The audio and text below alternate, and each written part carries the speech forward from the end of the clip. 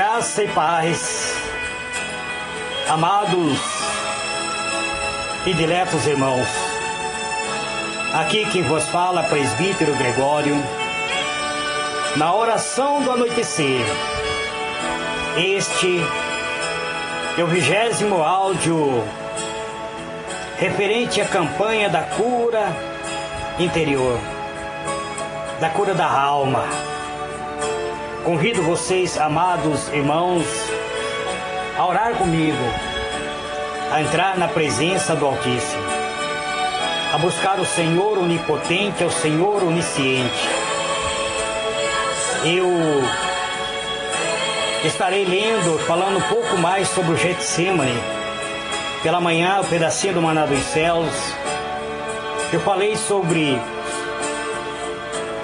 uma pequena passagem do Getsemane e estarei fazendo uma recapitulação onde o escritor Marcos, ele escreveu da seguinte maneira. Ele escreveu assim: e foram a um lugar chamado Getsemane e disse aos seus discípulos: assentai-vos aqui enquanto eu oro. E tomou consigo a Pedro, e a Tiago, e a João, e começou a ter pavor e angustiar-se. E disse: a minha alma está profundamente triste até a morte. Ficai aqui e vigiai. Amados e diletos irmãos, o Senhor Jesus Cristo, durante a sua vida terrena, mostrou um poder fora do comum. Suas palavras, suas expressões deixaram extasiado as multidões, deixaram atônicos seus opositores. Mas aqui no Getsemane, quando antecedia a sua morte, a sua prisão, o Senhor Jesus pronuncia aqui no jardim do Getsemane palavras que demonstram a sua fragilidade. No Getsemane, o Senhor Jesus mostra uma face que os discípulos nunca pensavam em ver. A face da sua fragilidade. Todos nós, amados, temos comportamento oposto. Todos nós temos necessidade de que as pessoas conheçam os nossos sucessos. Todos nós almejamos o aplauso, mas ocultamos as nossas fragilidades. Não gostamos de mostrar as nossas fraquezas. Mas o Senhor Jesus teve a coragem de confessar aos seus 3 íntimos amigos aquilo que estava contido dentro de sua alma, dentro do seu ser. Ele disse com todas as letras: a minha alma está profundamente triste até a morte. Como, amados, pode alguém tão forte, que curou o leproso, que deu vista, deu visão aos cegos, que ressuscitou mortos, relatar que estava envolvido numa profunda angústia? Como pode alguém que não teve medo de ser perseguido, de ser apedrejado, quase ser apedrejado, dizer agora que a sua alma estava profundamente deprimida até a morte? Os discípulos estavam acostumados à fama e ao poder do Senhor Jesus. Mas agora ficaram drasticamente abalados com a sua dor e com a sua fragilidade. Os discípulos que estavam acostumados a ver a fama do mestre, agora ele via o mestre frágil diante deles. Nunca esperavam que ele dissesse tais palavras. Eles consideravam Jesus mais do que um super-homem, alguém que tinha a natureza divina. Eles consideravam o Senhor Jesus como sendo a divindade, como sendo o Senhor da eternidade, como sendo o próprio Filho de Deus. No conceito humano,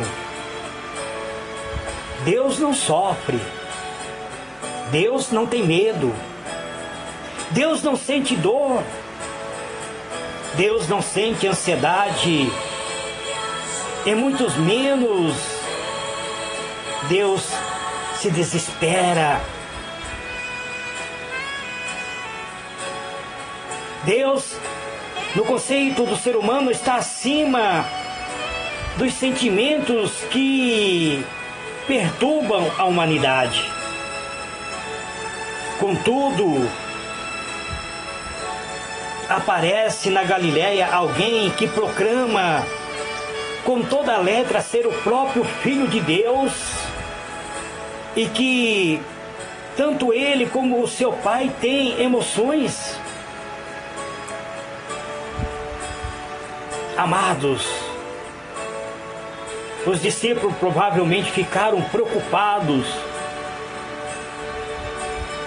Cada um de nós, amados irmãos, não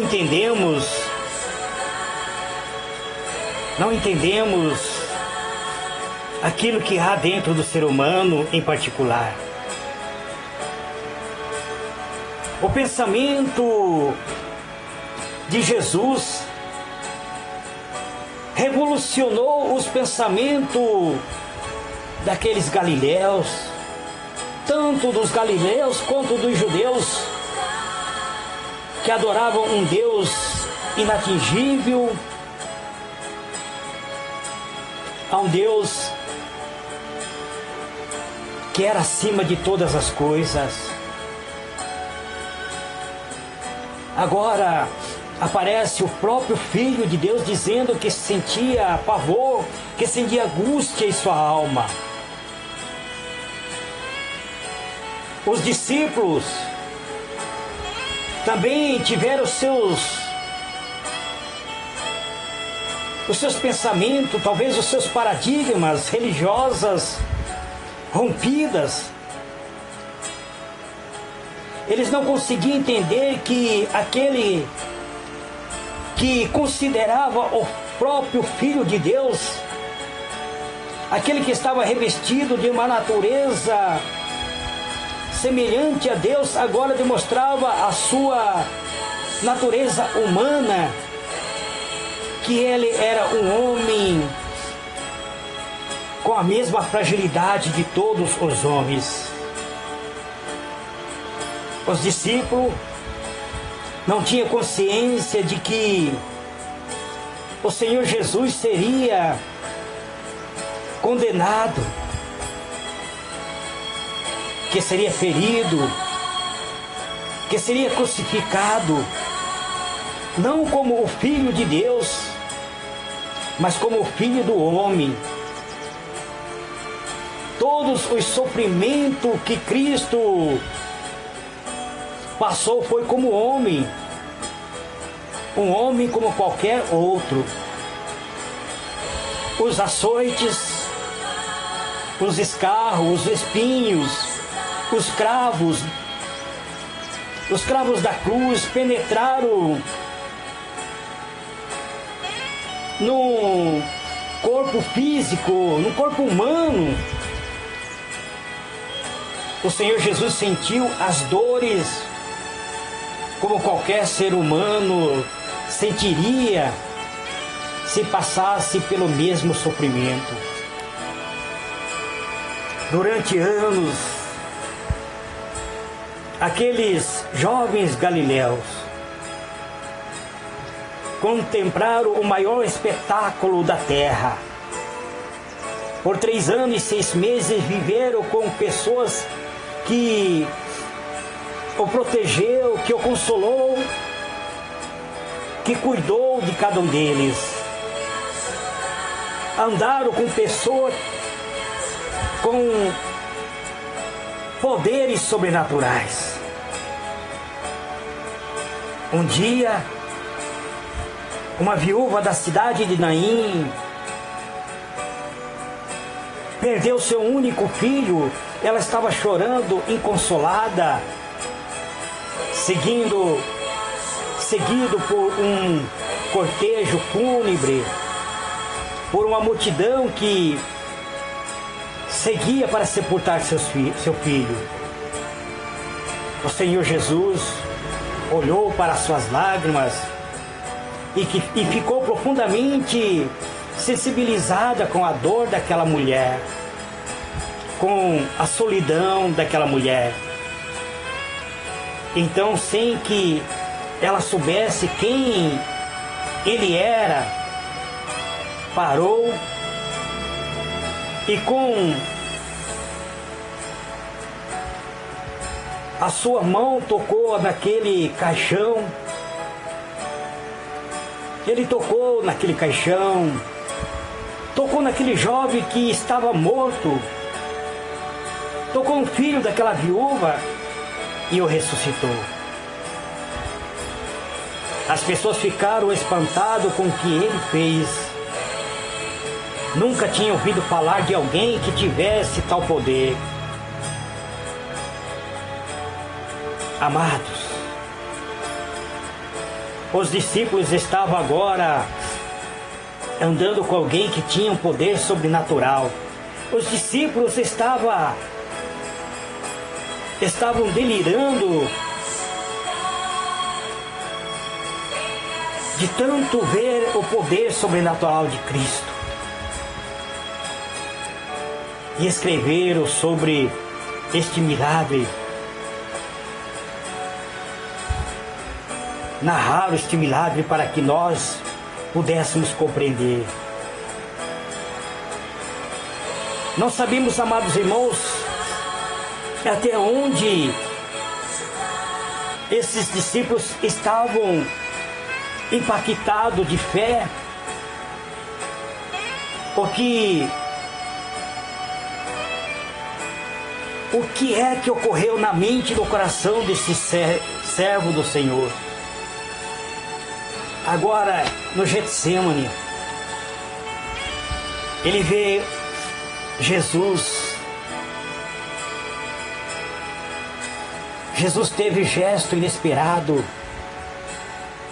Como pode alguém que é portador de um poder jamais visto em toda a história da humanidade ter a coragem de dizer que sua alma estava profundamente triste?